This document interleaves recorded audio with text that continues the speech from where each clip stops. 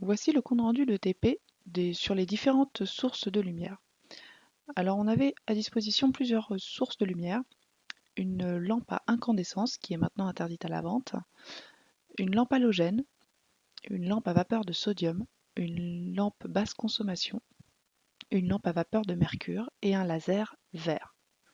Nous avons utilisé le dispositif expérimental présenté ici, donc un boîtier qui est en fait un spectrophotomètre, c'est un appareil qui est capable de capter la lumière et de la décomposer selon la longueur d'onde. Une fibre optique reliée au spectrophotomètre qui nous permet de diriger la lumière en direction du boîtier. Donc on attache la fibre optique à un espèce de petit support qui permet d'envoyer la lumière dans le petit boîtier. Donc on met cette fibre optique face à la source de lumière que l'on va étudier et on relie le boîtier à l'ordinateur. Le logiciel nous donne directement le spectre de la lumière tel qu'on l'aurait obtenu si on avait décomposé la lumière à partir d'un filtre ou d'un prisme ou d'un réseau.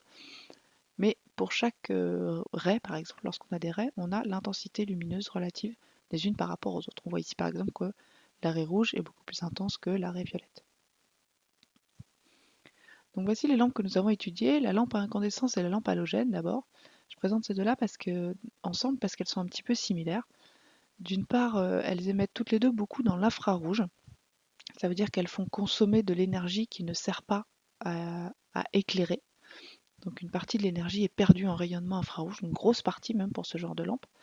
On a affaire à des spectres continus, donc on n'a pas de raies bien précises, on a toutes les raies possibles, sauf dans le bleu-violet, ce qui explique qu'on ait des lumières qui sont un petit peu jaunes, puisqu'elles émettent surtout du rouge, du vert, du jaune. Et c'est donc un spectre continu polychromatique, puisqu'on a plusieurs couleurs.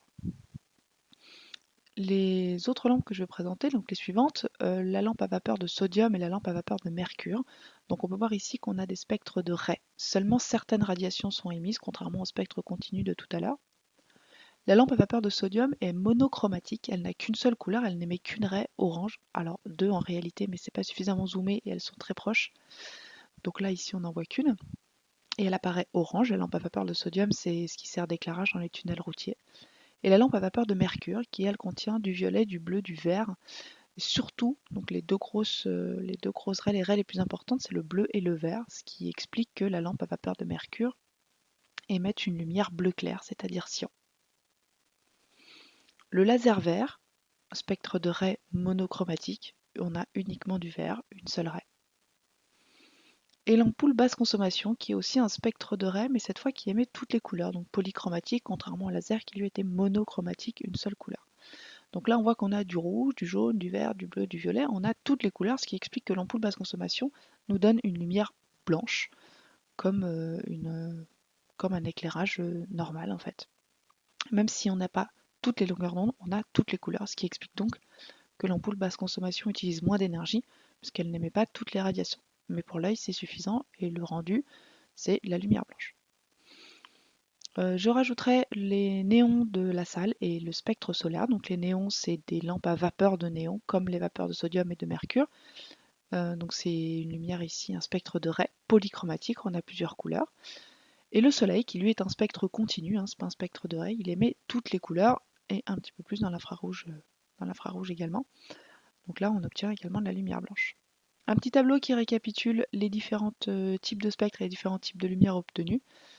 Donc pour les types de spectres, on a un spectre continu dans le cas du soleil, de la lampe à incandescence et de la lampe halogène, un spectre de raies dans tous les autres cas.